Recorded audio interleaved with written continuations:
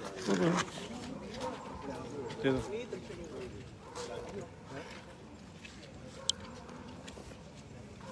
भाई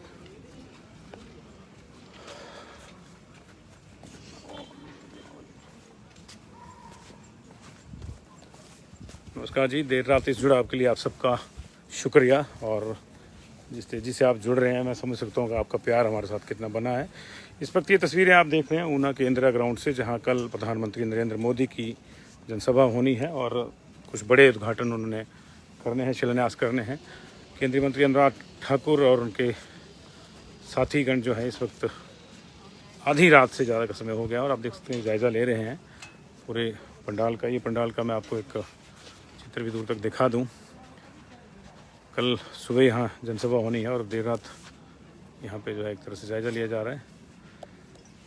बात करने की कोशिश करेंगे अनुराग जी से। अनुराग जी, स्वागत है आपका पंजाब केसरी टीवी पर। हम ये जानना चाह रहे हैं कि कितना अहम ये कल का है, क्योंकि ये एक तरह से इसको ऐड ऑन देखा जा रहा है। पहले चंबा में ही थी रैली और अब कार्यक्रम यहाँ बना और जिस तरह से 2-3 बड़े तोहफे हैं, तो निश्चित तौर से ये बूस्टर है हिमाचल के लिए बहुत बड़ा।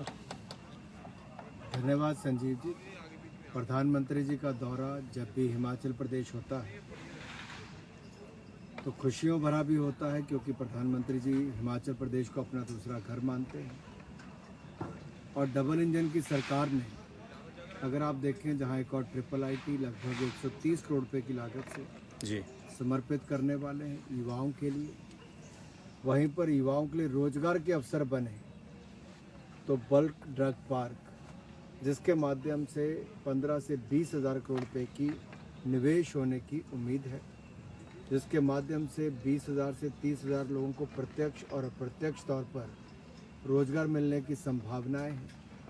ये एक बहुत बड़ी सौगात देश के केवल 3 राज्यों को मिल रही है, उसमें हमारा हिमाचल प्रदेश है।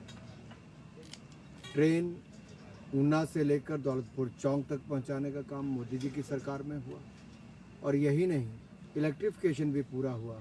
और अब वंदे भारत ट्रेन जो है, जो बनारस से पहली बार चली थी, अगर देश में गिने चुने स्थानों पर चौथी जगह कहीं पर चलने जा रही है तो ऊना से लेकर दिल्ली तक चलने जा रही है। माँ चिंतपूर्णी के आशीर्वाद से और मोदी जी का एक बहुत बड़ा ये तोहफा हिमाचल प्रदेश के लिए है। वंदे भारत ट्रेन, जो शायद कभी कल्पना भी नहीं की होगी किसी ने, वो भी मोदी जी के आशीर्वाद से हिमाचल को मिल रहा है। तो एक नहीं, कई सौगातें हैं जी। इससे पहले भी एम्स से लेकर हाइड्रो इंजीनियरिंग कॉलेज, 4 लेन एक्सप्रेसवे, ये सब नरेंद्र मोदी जी ने दिया है और हिमाचल प्रदेश उनका सदाभारी रहा। रिवाज बदलने की जो बात बीजेपी यहाँ करी, उसको कितना बल जो है, कितना इन चीज़ों से मिलेगा?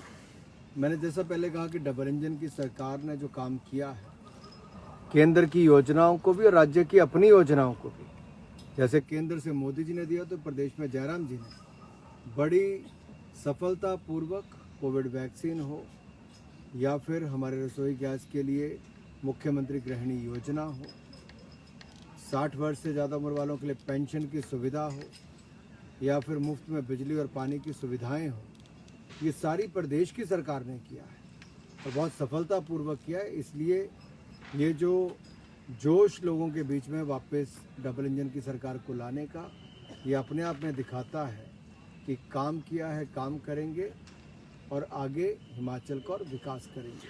अनुराग जी, बल्क ड्रग को लेकर जो है आपके विपक्ष के साथी कई टीका टिप्पणियां करते रहे कि ये महज हवाई घोषणा है, लेकिन अब देखने में आया कि जब 3 स्टेट्स को ही चुना गया, उसमें से एक हिमाचल है। इस तरह अगर वंदे भारत की बात करें तो पहले इसको लेकर भी चर्चा थी कि ये शायद टूरिज्म के लिहाज से इसको कालका ले जाया जाए, लेकिन ये भी अब ऊना आ रही है, माँ चिंतपूर्णी के बिल्कुल समीप जो स्टेशन है वहाँ तक आ रही है। तो इसको किस तरह से देखा जाना चाहिए? अब जो लोग रहते ही हवा में, वो हवाई बातें ही करेंगे, लेकिन बल्क ड्रग पार्क लाने के लिए कोई आसान काम नहीं था। जो कोविड का समय था जी, हज़ारों एकड़ ज़मीन इकट्ठी करना बहुत मुश्किल है हिमाचल जैसी जगह पर। प्रोफेसर राम कुमार जी साथ में खड़े हैं, हमारे HPSIDC के वाइस चेयरमैन हैं, ये खुद कोविड से ग्रस्त थे। उस समय के चीफ सेक्रेटरी राम सुभग सिंह जी हों, उन्होंने बहुत मेहनत भी उसमें की, लगातार ज़मीन को इकट्ठी करने से रिपोर्ट बनाने तक। और जिस तरह से हम लोगों ने इसका फॉलोअप दिल्ली में भी किया, ये बहुत आसान नहीं था जी, बहुत बड़ा कंपटीशन भी था। और एक बहुत बड़ा योगदान। ये कोई कितना भी कह ले हवा हवाई वाली बात, लेकिन इसको धरातल पर लागू करने का काम ये भारतीय जनता पार्टी ने ही किया है। युवाओं के लिए किया है, रोजगार के लिए किया है, प्रदेश में निवेश लाने के लिए किया है और प्रदेश के अर्थव्यवस्था को सुदृढ़ करने के लिए किया है। दवाइयाँ तो बनती थी, अब दवाइयों को रॉ मटेरियल बनाने का भी काम शुरू करने वाले। जी, बहुत बहुत शुक्रिया सर आपका। तो ये तस्वीरें आप ऊना से देख रहे थे। देर रात जायज़ा लेने पहुंचे केंद्रीय मंत्री, उनके साथ प्रोफेसर राम कुमार, सतपाल सिंह सत्ती जी, तमाम लोग।